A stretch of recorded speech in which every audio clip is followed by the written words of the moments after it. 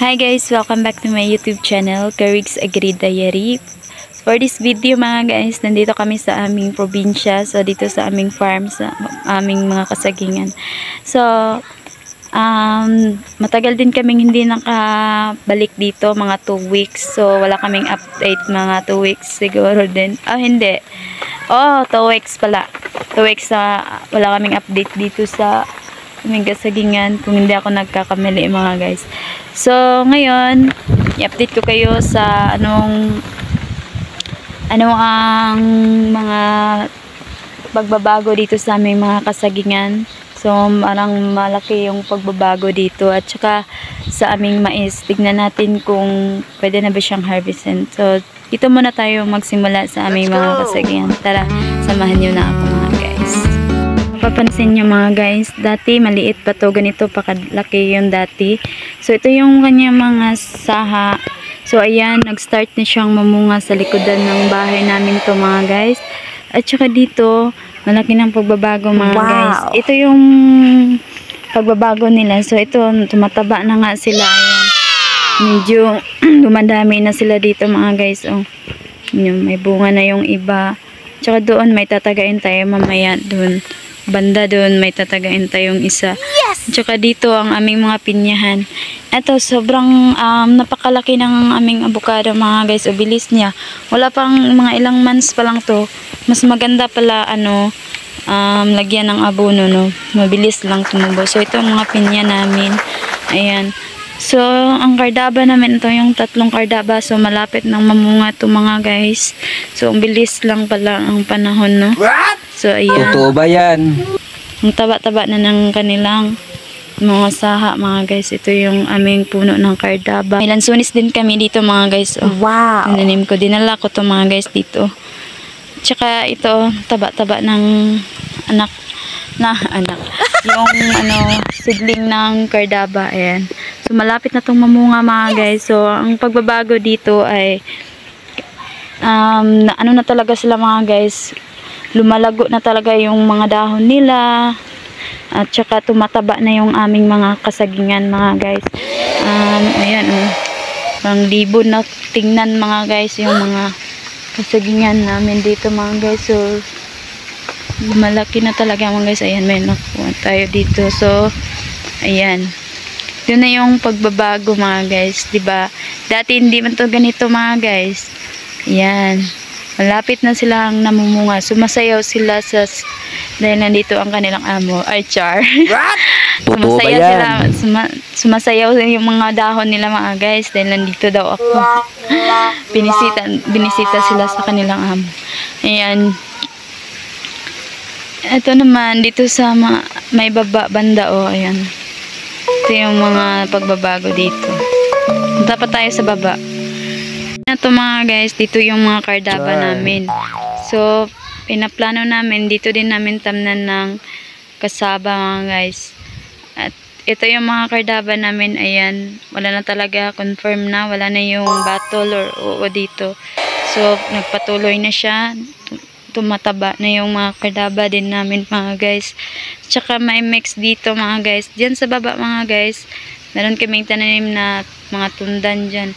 So sa may karsada, bandang karsada, mga tundan yan dito mga guys. So doon sa baba mga kardaba yan. So unti-unti na silang bumabalik. So yes!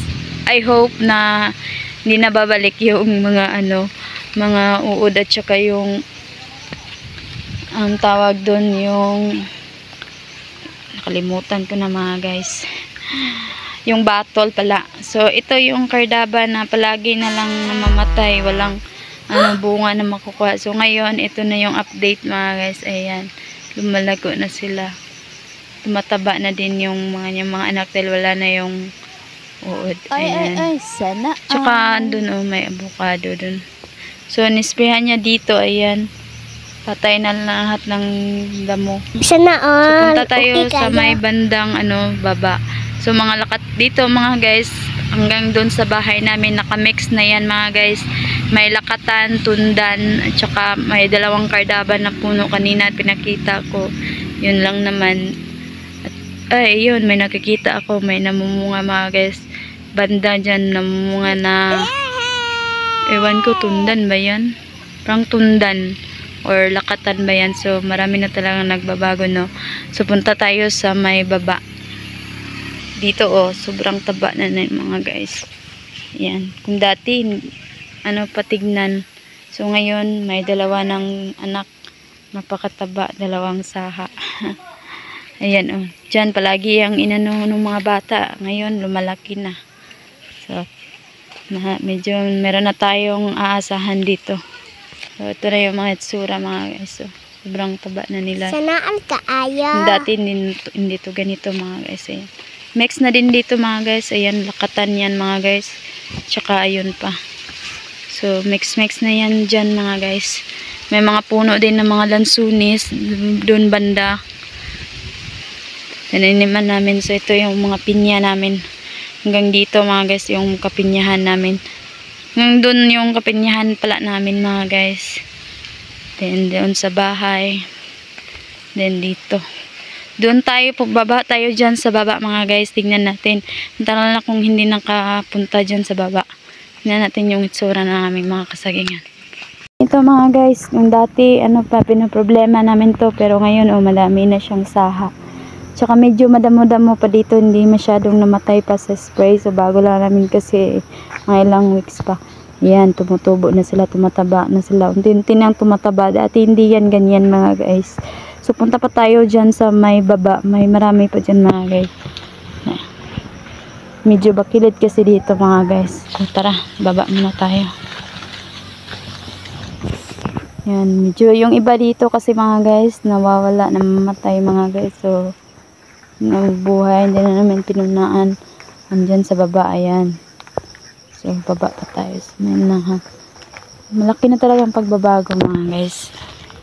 So ayan, ito na yung mga saging din namin dito. Lumalaki na talaga sila mga guys. So malapit na tong mamunga mga guys dito sa may bandang baba, ayan.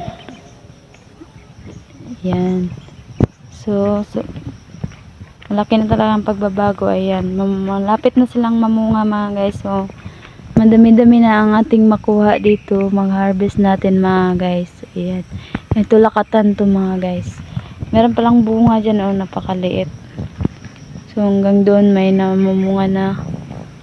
Ayan, sa may babaw dyan, mga tundan halos dyan, pero namixan namin ng lakatan dyan mga guys. So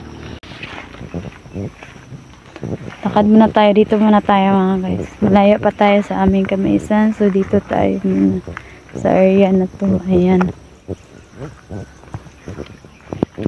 Dito sa part na to, medyo kasi dito parang palagi itong dinadaanan ng kalabaw.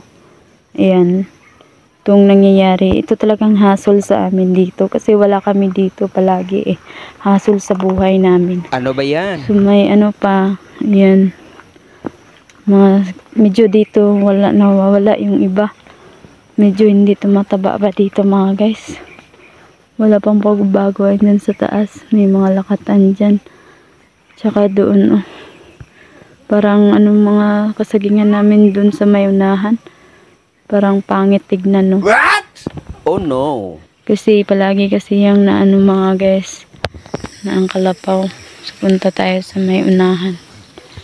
Ang hirap talaga pag malayo. Malayo yung mo. Hindi mo masyadong malinisan yung mga mo. Mga kasagingan mo. Hirap. Ito may ko langka. Ewan ko anong barete ditong langka na to. Tinanim ko din to mga guys. Wow! Ito, makapandan. Yun. Kami sa loob mga guys. Ayan. Tingin lang tayo sa ulan. May bagyo pala. Wala kami na-inform mga guys dahil wala kaming TV. Ayun. Ibang lakas ng ulan. Mamaya na tayo pupunta sa may kamaisan mga guys namin ha. Kasi tingnan nyo, pakalakas ng ulan. Buti na lang yung mga gamit namin doon sa bahay. Pinaakyat namin, iniwan namin doon sa Dipolog. Ngayon mga guys, Baha na talaga yun doon mga guys. Dito, lakas nga ng ulan to sa bukid. Buti na lang.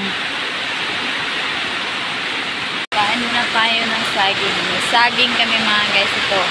Nabalik kasi mga guys, ayun, hulog na sa puno. Sobrang sarap niya guys. Ito lang, snack muna tayo ng saging dahil napakalakas ng ulan dito mga guys. May bagyo pala.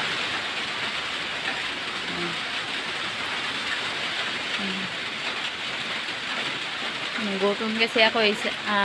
Kunti yung kinakain ko kasi doon sa amin sa Dipolog. Yung kasama ko doon nagmuni-muni sa may bintana.